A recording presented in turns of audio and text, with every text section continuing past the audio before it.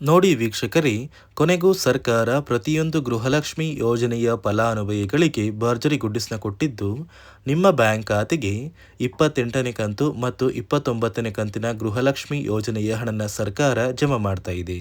ಹೌದು ವೀಕ್ಷಕರೇ, ಈ 2 ತಿಂಗಳ 4,000 ಹಣದ ಜೊತೆಗೆ ಒಂದು ವೇಳೆ 26 ಮತ್ತು 27ನೇ ಕಂತಿನ ಹಣ ಬಾಕಿ ಇದ್ರೆ ಈ 2 ತಿಂಗಳ ಹಣನ ಕೂಡ ಜಮಾ ಮಾಡ್ತಾ ಇದ್ದು, ಒಟ್ಟು ನಿಮ್ಮ ಬ್ಯಾಂಕ್ ಖಾತೆಗೆ 4 ತಿಂಗಳ 8,000 ಹಣನ ಸರ್ಕಾರ ಇಂದು ಶನಿವಾರ ಮಾರ್ಚ್ 28ರಂದು ಕರ್ನಾಟಕದ 26 ಜಿಲ್ಲೆಗಳಿಗೆ ಜಮಾ ಮಾಡ್ತಾ ಇದೆ.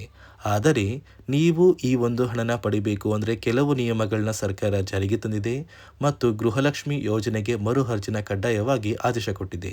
ಅದೇ ರೀತಿ ರೇಷನ್ ಕಾರ್ಡ್ದಾರರಿಗೂ ಕೂಡ ಸರ್ಕಾರ 3 ಭರ್ಜರಿ ಗುಡ್ಡಿಸ್ನ ಕೊಟ್ಟಿದ್ದು, ಸರ್ಕಾರದಿಂದ ಯಾರಿಗೆಲ್ಲ ಹಣ ಬರ್ತಾ ಇದೆ ಮತ್ತು ಸರ್ಕಾರ ಜಾರಿಗೆ ತಂದಿರುವ ನಿಯಮಗಳು ಏನು ಅಂತ ಕೂಡ ತಿಳಿಸ್ಕೊಡ್ತಾ ಇದ್ದೀನಿ. ಅದಕ್ಕಿಂತ ಮೊದಲು ನೋಡಿ ವೀಕ್ಷಕರೇ, ನೀವೇನಾದ್ರೂ ಇನ್ನೂ ಕೂಡ ಚಾನಲ್ನ ಸಬ್ಸ್ಕ್ರೈಬ್ ಆಗಿಲ್ಲ ಅಂದರೆ ದಯವಿಟ್ಟು ಪ್ರತಿಯೊಬ್ಬರು ಚಾನಲ್ನ ಸಬ್ಸ್ಕ್ರೈಬ್ ಮಾಡ್ಕೊಳ್ಳಿ, ಹಾಗೆ ವಿಡಿಯೋಗೆ ಒಂದು ಲೈಕ್ನ ಕೊಡಿ.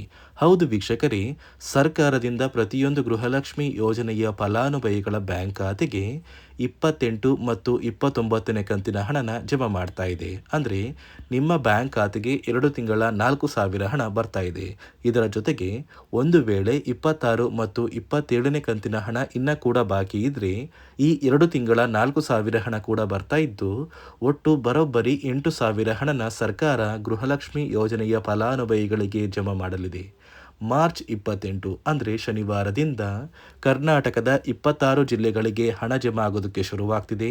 ಆ ಒಂದು ಜಿಲ್ಲೆಗಳ ಹೆಸರು ಏನು ಅಂದರೆ ಬಾಗಲಕೋಟೆ, ಬೆಂಗಳೂರು ನಗರ, ಬೆಂಗಳೂರು ಗ್ರಾಮಾಂತರ, ಬೆಳಗಾವಿ, ಬಳ್ಳಾರಿ, ಬೀದರ್, ವಿಜಯನಗರ, ಚಾಮರಾಜನಗರ, ಚಿಕ್ಕಬಳ್ಳಾಪುರ, ಚಿಕ್ಕಮಗಳೂರು, ಚಿತ್ರದುರ್ಗ, ದಕ್ಷಿಣ ಕನ್ನಡ, ದಾವಣಗೆರೆ, ಧಾರವಾಡ, ಗದಗ, ಕಲಬುರಗಿ, ಹಾಸನ, ಹಾವೇರಿ, ಕೊಡಗು, ಕೋಲಾರ, ಕೊಪ್ಪಳ, ಮಂಡ್ಯ, ಮೈಸೂರು, ರಾಯಚೂರು, ರಾಮನಗರ, ಶಿವಮೊಗ್ಗ, ತುಮಕೂರು, ಉಡುಪಿ, ಉತ್ತರ ಕನ್ನಡ ಮತ್ತು ಯಾದಗಿರಿ ಈ ಜಿಲ್ಲೆಗಳ ಪ್ರತಿಯೊಂದು ಫಲಾನುಭವಿಗಳ ಬ್ಯಾಂಕ್ ಖಾತೆಗೆ ಸರ್ಕಾರ ಒಟ್ಟು ಗೃಹಲಕ್ಷ್ಮಿ ಯೋಜನೆಯ 4 ತಿಂಗಳ 8,000 ಹಣನ ಜಮಾ ಮಾಡ್ತಾ ಇದೆ.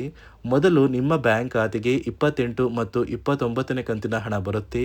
ಒಂದು ವೇಳೆ ಏನಾದ್ರೂ 26 ಮತ್ತು 27ನೇ ಕಂತಿನ ಹಣ ಪೆಂಡಿಂಗ್ ಇದ್ರೆ ಆ 2 ತಿಂಗಳ ಹಣ ಕೂಡ ಬರುತ್ತೆ. ಅದೇ ರೀತಿ ನೀವು ಗೃಹಲಕ್ಷ್ಮಿ ಹಣನ ಪಡಿಬೇಕು ಅಂದರೆ ಸರ್ಕಾರ ಕೆಲವು ಹೊಸ ನಿಯಮಗಳನ್ನ ಜಾರಿಗೆ ತಂದಿದೆ ಮತ್ತು ಸುಮಾರು 2 ಲಕ್ಷದ ಅಧಿಕ ಫಲಾನುಭವಿಗಳಿಗೆ ಗೃಹಲಕ್ಷ್ಮಿ ಹಣ ಕ್ಯಾನ್ಸಲ್ ಆಗಿದೆ. ಯಾಕಂದರೆ ಈ 2 ಲಕ್ಷಕ್ಕಿಂತ ಅಧಿಕ ಮಹಿಳೆಯರು ಮರಣ ಹೊಂದಿದ್ದಾರೆ. ಮರಣ ಹೊಂದಿರುವ ಫಲಾನುಭವಿಗಳ ಬ್ಯಾಂಕ್ ಖಾತೆಗೂ ಕೂಡ ಪ್ರತಿ ತಿಂಗಳು ಗೃಹಲಕ್ಷ್ಮಿ ಹಣ ಹೋಗ್ತಾ ಇದೆ. ಇದೇ ಕಾರಣಕ್ಕೆ ಸರ್ಕಾರ ನಿಮ್ಮ ಗ್ರಾಮಕ್ಕೆ ಸರ್ಕಾರದಿಂದ ನೇಮಕಗೊಂಡಿರುವ ಅಧಿಕಾರಿಗಳನ್ನ ಕಳಿಸ್ತಾರೆ. ಆ ಒಂದು ಅಧಿಕಾರಿಗಳು ಪ್ರತಿ ಮನೆಗೂ ಬಂದು ಪ್ರತಿ ಸದಸ್ಯರ ಒಂದು ದಾಖಲಾತಿಗಳನ್ನ ಎಂಟ್ರಿ ಮಾಡ್ಕೊಂಡು ಹೋಗ್ತಾರೆ. ಅದೇ ರೀತಿ ಇನ್ನು ಮುಂದೆ ಪ್ರತಿ ವರ್ಷವೂ ಕೂಡ ನೀವು ಗೃಹಲಕ್ಷ್ಮಿ ಯೋಜನೆಗೆ ವರ್ಷದ ಕೊನೆಯಲ್ಲಿ ಮರು ಅರ್ಜಿನ ಹಾಕಬೇಕಾಗುತ್ತೆ. ಸರ್ಕಾರ ಯಾವ ಕಾರಣಕ್ಕೆ ಮರು ಅರ್ಜಿ ಕೇಳ್ತಾ ಇದೆ ಅಂದರೆ, ನೀವು ಮರು ಅರ್ಜಿ ಹಾಕುವಂತಹ ಸಂದರ್ಭದಲ್ಲಿ ನಿಮ್ಮ ಒಂದು ಮನೆಯ ಸದಸ್ಯರು ಏನಾದ್ರೂ ಮರಣ ಹೊಂದಿದ್ರೆ ಅವರ ಹೆಸರನ್ನ ಸರ್ಕಾರ ಕ್ಯಾನ್ಸಲ್ ಮಾಡುತ್ತೆ. ಇದೇ ಕಾರಣಕ್ಕೆ ನೀವು ಹೊಂದಿರುವ ಲೈಫ್ ಸರ್ಟಿಫಿಕೇಟ್ನ ಕೊಟ್ಟು ಗೃಹಲಕ್ಷ್ಮಿಗೆ ವರ್ಷದ ಕೊನೆಯಲ್ಲಿ ಮರು ಅರ್ಜಿನ ಹಾಕಬೇಕಾಗುತ್ತೆ. ಇದೀಗ ಕೊನೆಗೂ ನಿಮ್ಮ ಬ್ಯಾಂಕ್ ಖಾತೆಗೆ 4 ತಿಂಗಳ 8,000 ಗೃಹಲಕ್ಷ್ಮಿ ಹಣನ ಸರ್ಕಾರ ಮಾರ್ಚ್ 28ರಿಂದ ಜಮಾ ಮಾಡ್ತಾ ಇದೆ. ಉಳಿದಿರುವ 3 ದಿನಗಳಲ್ಲಿ ಪ್ರತಿಯೊಬ್ಬರಿಗೂ ಈ 8,000 ಹಣ ಬರುತ್ತೆ. ಅದೇ ರೀತಿ ರೇಷನ್ ಕಾರ್ಡ್ದಾರರಿಗೂ ಕೂಡ ಸರ್ಕಾರ 3 ಗುಡ್ ನ್ಯೂಸ್ನ ಕೊಟ್ಟಿದ್ದು, ಮೊದಲನೆಯ ಒಂದು ಗುಡ್ ನ್ಯೂಸ್ ಬಂದು ಪ್ರತಿ ರೇಷನ್ ಕಾರ್ಡ್ಗೂ ಕೂಡ ಸರ್ಕಾರ ಆಹಾರ ಕಿಟ್ನ ಕೊಡ್ತಾ ಇದೆ. 5ರಿಂದ 6 ರೀತಿಯ ಆಹಾರ ಪದಾರ್ಥಗಳು ಈ ಒಂದು ಕಿಟ್ಟಲ್ಲಿ ಇರುತ್ತೆ. ಪ್ರತಿ ಕಾರ್ಡ್ದಾರರಿಗೂ ಕೂಡ ಈ ಆಹಾರ ಕಿಟ್ ಸಿಗುತ್ತೆ. ಅದೇ ರೀತಿ ಎರಡನೆಯ ಒಂದು ಗುಡ್ ನ್ಯೂಸ್ ಬಂದು, ನೀವು ಏನಾದ್ರೂ ನಿಮ್ಮ ರೇಷನ್ ಕಾರ್ಡ್ನ ಕಳ್ಕೊಂಡಿದ್ರೆ ಅಥವಾ ಹೊಸ ರೇಷನ್ ಕಾರ್ಡ್ಗೆ ಅಪ್ಲಿಕೇಶನ್ ಹಾಕಬೇಕು ಅಂತ ಇದ್ರೆ ಆದಷ್ಟು ಬೇಗ ನೀವು ಹೊಸ ರೇಷನ್ ಕಾರ್ಡ್ಗೆ ಅರ್ಜಿನ ಹಾಕಿ. ಯಾಕಂದರೆ ಇದೀಗ ಸರ್ಕಾರ ಸುಮಾರು 1,50,000ಕ್ಕಿಂತ ಅಧಿಕ ಹೊಸ ರೇಷನ್ ಕಾರ್ಡ್ಗೆ ಅರ್ಜಿನ ಸ್ವೀಕಾರ ಮಾಡುವುದಾಗಿ ಒಂದು ಮಾಹಿತಿ ಕೊಟ್ಟಿದ್ದು, ನೀವು ಕೂಡ ಹೊಸ ರೇಷನ್ ಕಾರ್ಡ್ನ ಪಡಿಬೇಕು ಅಂದರೆ ಆದಷ್ಟು ಬೇಗ ಹೊಸ ರೇಷನ್ ಕಾರ್ಡ್ಗೆ ಅರ್ಜಿ ಹಾಕಿ. ಅದೇ ರೀತಿ ಮೂರನೆಯ ಒಂದು ಗುಡ್ ನ್ಯೂಸ್ ಬಂದು ನೀವು ಹೊಂದಿರುವಂತಹ ಒಂದು ರೇಷನ್ ಕಾರ್ಡ್ಗೆ ಸರ್ಕಾರ ಉಚಿತ ಅಕ್ಕಿ ಕೊಡಬೇಕಾದ್ರೆ ನಿಮ್ಮ ಒಂದು ಬೆರಳು ಏನಾದರೂ ವರ್ಕ್ ಆಗದೆ ನೀವು ಅಕ್ಕಿನ ಪಡಿತಾ ಇಲ್ಲ ಅಂದರೆ ಇನ್ನು ಮುಂದೆ ನಿಮ್ಮ ಬೆರಳು ಆ ಒಂದು ಮಷೀನಲ್ಲಿ ವರ್ಕ್ ಆಗಿಲ್ಲ ಅಂದರೂ ಕೂಡ ನೀವು ಅಕ್ಕಿನ ಪಡ್ಕೋಬೋದು. ಯಾಕಂದರೆ ಆ ಒಂದು ಅಧಿಕಾರಿಗಳು ನಿಮ್ಮ ಒಂದು ದಾಖಲಾತಿಗಳನ್ನ ಪುಸ್ತಕದಲ್ಲಿ ಎಂಟ್ರಿ ಮಾಡಿ ನಿಮ್ಮ ಕಾರ್ಡಿಗೆ ಕಡ್ಡಾಯವಾಗಿ ಅಕ್ಕಿ ಕೊಡಬೇಕು ಅಂತ ಸರ್ಕಾರ ಆದೇಶ ಕೊಟ್ಟಿದೆ. ಅದೇ ರೀತಿ ನೋಡಿ ಸ್ನೇಹಿತರೆ, ಈ ಬಾರಿ ಸುಮಾರು 1,00,000ಕ್ಕಿಂತ ಅಧಿಕ ಫಲಾನುಭವಿಗಳ ಬ್ಯಾಂಕ್ ಖಾತೆಗೆ ಸರ್ಕಾರ ಗೃಹಲಕ್ಷ್ಮಿ ಯೋಜನೆಯ ಹಣನ ಜಮಾ ಮಾಡ್ತಾ ಇಲ್ಲ.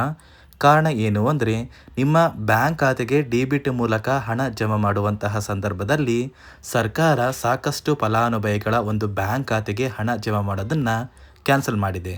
ಯಾಕಂದರೆ ಇತ್ತೀಚೆಗೆ ಹಣಕಾಸು ಇಲಾಖೆ ಜಾರಿಗೆ ತಂದಿರುವ 5 ನಿಯಮಗಳ ಆಧಾರದ ಮೇಲೆ ಪ್ರತಿಯೊಂದು ಫಲಾನುಭವಿಗಳಿಗೆ ಸರ್ಕಾರ ಈ ಒಂದು ಹಣನ ಜಮಾ ಮಾಡ್ತಾ ಇದ್ದು, ಯಾರೆಲ್ಲ ಫಲಾನುಭವಿಗಳು ಈ ನಿಯಮಗಳನ್ನ ಪಾಲಿಸಿಲ್ಲ ನಿಮ್ಮ ಬ್ಯಾಂಕ್ ಖಾತೆಗೂ ಕೂಡ ಹಣ ಜಮಾ ಆಗೋದಿಲ್ಲ. ಹಾಗಾದರೆ ಬನ್ನಿ ಸ್ನೇಹಿತರೆ, ಸರ್ಕಾರ ಜಾರಿಗೆ ತಂದಿರುವ ಆ 5 ಹೊಸ ನಿಯಮಗಳು ಏನು ಅಂತ ನಾನು ನಿಮಗೆ ತಿಳಿಸ್ಕೊಡ್ತಾ ಇದ್ದೀನಿ. ನೋಡಿ ಸ್ನೇಹಿತರೆ, ಮೊದಲನೆಯ ಒಂದು ನಿಯಮ ಬಂದು ಸಾಕಷ್ಟು ಫಲಾನುಭವಿಗಳು ಹೊಂದಿರುವಂತಹ ಒಂದು ರೇಷನ್ ಕಾರ್ಡ್ ಏನಿದೆ ಆ ಒಂದು ರೇಷನ್ ಕಾರ್ಡ್ನ ಮನೆಯ ಸದಸ್ಯರ ಪ್ರತಿಯೊಬ್ಬರ ಒಂದು ಆಧಾರ್ ಕಾರ್ಡ್ನ ನಿಮ್ಮ ರೇಷನ್ ಕಾರ್ಡ್ಗೆ ಕಡ್ಡಾಯವಾಗಿ ಲಿಂಕ್ ಮಾಡಿಸ್ಬೇಕು. ಅಂದರೆ ಈ ಒಂದು ಲಿಂಕ್ ಮಾಡಿಸುವಂತಹ ಒಂದು ಪ್ರೊಸೀಜರ್ಗೆ ಸರ್ಕಾರ KYC ಅಂತ ಕರೀತಾರೆ. ನಿಮ್ಮ ರೇಷನ್ ಕಾರ್ಡ್ಗೆ ಇನ್ನೂ ಸಹ KYC ಆಗಿಲ್ಲ ಅಂದರೆ ನಿಮ್ಮ ಬ್ಯಾಂಕ್ ಖಾತೆಗೆ ಸರ್ಕಾರ ಮುಂದಿನ ದಿನಗಳಲ್ಲಿ ಗೃಹಲಕ್ಷ್ಮಿ ಯೋಜನೆಯ ಹಣನ ಕ್ಯಾನ್ಸಲ್ ಮಾಡುತ್ತೆ. ಅದೇ ರೀತಿ ಎರಡನೆಯ ಒಂದು ನಿಯಮ ಬಂದು ಸಾಕಷ್ಟು ಫಲಾನುಭವಿಗಳು ಕಳೆದ 3 ತಿಂಗಳಿಂದ ಸರ್ಕಾರದಿಂದ ಬರ್ತಾ ಇರುವಂತಹ ಒಂದು ರೇಷನ್ ಏನಿದೆ ಅಂದರೆ ಉಚಿತ ಅಕ್ಕಿ ಏನಿದೆ ಈ ಒಂದು ರೇಷನ್ನ ಪಡ್ಕೋತಾ ಇಲ್ಲ. ಒಂದು ವೇಳೆ ಕಳೆದ 3 ತಿಂಗಳಿಂದ ನೀವು ರೇಷನ್ನ ಪಡ್ಕೊಂಡಿಲ್ಲ ಅಂದರೆ ಸರ್ಕಾರ ನಿಮ್ಮ ಬಳಿ ಇರುವಂತಹ ಒಂದು ರೇಷನ್ ಕಾರ್ಡ್ನ ಕ್ಯಾನ್ಸಲ್ ಮಾಡುತ್ತೆ. ನಿಮ್ಮ ರೇಷನ್ ಕಾರ್ಡ್ನ ಸರ್ಕಾರ ಕ್ಯಾನ್ಸಲ್ ಮಾಡಿದರೆ ನಿಮ್ಮ ಬ್ಯಾಂಕ್ ಖಾತೆಗೆ ಗೃಹಲಕ್ಷ್ಮಿ ಯೋಜನೆಯ ಹಣ ಇರ್ಬೋದು ಮತ್ತು ಸರ್ಕಾರದಿಂದ ಬರುವಂತಹ ಒಂದು ಸೌಲಭ್ಯಗಳನ್ನ ನೀವು ಕಳ್ಕೋಬೇಕಾಗುತ್ತೆ. ಅದೇ ರೀತಿ ಮೂರನೆಯ ಒಂದು ನಿಯಮ ಬಂದು ನೋಡಿ ಸ್ನೇಹಿತರೆ, ನಿಮ್ಮ ಬಳಿ ಇರುವಂತಹ ಒಂದು ಆಧಾರ್ ಕಾರ್ಡ್ ಏನಿದೆ ಆ ಒಂದು ಆಧಾರ್ ಕಾರ್ಡ್ನ ಕಳೆದ 15 ವರ್ಷಗಳಲ್ಲಿ ನೀವು ಯಾವುದೇ ರೀತಿಯ ಒಂದು ತಿದ್ದುಪಡಿನ ಮಾಡಿಸಿಲ್ಲ ಅಂದರೆ ನಿಮ್ಮ ಬ್ಯಾಂಕ್ ಖಾತೆಗೆ ಸರ್ಕಾರ ಗೃಹಲಕ್ಷ್ಮಿ ಯೋಜನೆಯ ಹಣನ ಕ್ಯಾನ್ಸಲ್ ಮಾಡುತ್ತೆ. ಯಾಕಂದರೆ ಸರ್ಕಾರದಿಂದ ಬಂದಿರುವಂತಹ ಒಂದು ಆದೇಶದ ಪ್ರಕಾರ ಪ್ರತಿಯೊಂದು ಫಲಾನುಭವಿಗಳು ಕಳೆದ 15 ವರ್ಷಗಳಲ್ಲಿ ಯಾವುದೇ ರೀತಿಯ ಒಂದು ತಿದ್ದುಪಡಿನ ನಿಮ್ಮ ಆಧಾರ್ ಕಾರ್ಡ್ಗೆ ನೀವು ಮಾಡಿಸಿಲ್ಲ ಅಂದರೆ ಕಡ್ಡಾಯವಾಗಿ ಆದಷ್ಟು ಬೇಗ ನಿಮ್ಮ ಆಧಾರ್ ಕಾರ್ಡ್ಗೆ ತಿದ್ದುಪಡಿನ ಮಾಡಿಸಿ. ಅದೇ ರೀತಿ ನಾಲ್ಕನೆಯ ಒಂದು ನಿಯಮ ಬಂದು ನಿಮ್ಮ ಕುಟುಂಬದ ಒಂದು ವಾರ್ಷಿಕ ಆದಾಯ 7 ಲಕ್ಷಕ್ಕಿಂತ ಕಡಿಮೆ ಇರಬೇಕು.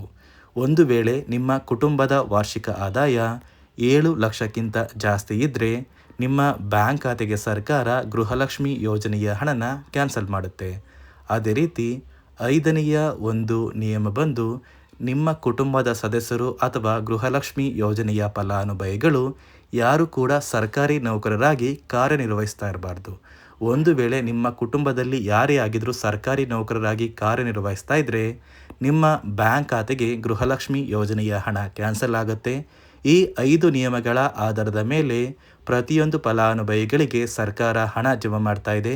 ಒಂದು ವೇಳೆ ನೀವು ಈ 5 ನಿಯಮಗಳನ್ನ ಪಾಲಿಸಿಲ್ಲ ಅಂದರೆ ನೀವು ಕೂಡ ಗೃಹಲಕ್ಷ್ಮಿ ಯೋಜನೆಯ ಹಣದಿಂದ ವಂಚಿತರಾಗಬೇಕಾಗುತ್ತೆ. ನೋಡಿ ವೀಕ್ಷಕರೇ, ನಿಮ್ಮ ಬ್ಯಾಂಕ್ ಖಾತೆಗೆ ಸರ್ಕಾರದಿಂದ ಇಂದು ಶನಿವಾರ ಮಾರ್ಚ್ 28ರಂದು 4 ತಿಂಗಳ ಗೃಹಲಕ್ಷ್ಮಿ ಯೋಜನೆಯ 8,000 ಹಣನ ಸರ್ಕಾರ ಜಮಾ ಮಾಡ್ತಾ ಇದೆ ಮತ್ತು ಪ್ರತಿ ರೇಷನ್ ಕಾರ್ಡ್ಗೂ ಕೂಡ ಸರ್ಕಾರ ಗುಡ್ ನ್ಯೂಸ್ಗಳನ್ನ ಕೂಡ ಕೊಟ್ಟಿದ್ದು ಪ್ರತಿಯೊಬ್ಬರಿಗೂ ಆದಷ್ಟು ಬೇಗ ಪ್ರತಿ ಸೌಲಭ್ಯಗಳು ಸಿಗುತ್ತೆ ಅಂತ ಹೇಳ್ತಾ ಇದಿಷ್ಟು ಸರ್ಕಾರದಿಂದ ಬಂದಿರುವ ಹೊಸ ಮಾಹಿತಿಯಾಗಿದೆ. ನಾನು ಕೊಟ್ಟಿರುವಂತಹ ಮಾಹಿತಿ ನಿಮಗೆ ಇಷ್ಟ ಆಗಿದ್ದಲ್ಲಿ ದಯವಿಟ್ಟು ಪ್ರತಿಯೊಬ್ಬರು ನನ್ನ ಚಾನಲ್ನ ಸಬ್ಸ್ಕ್ರೈಬ್ ಮಾಡ್ಕೊಳ್ಳಿ, ಹಾಗೆ ವಿಡಿಯೋಗೆ ಒಂದು ಲೈಕ್ನ ಕೊಡಿ.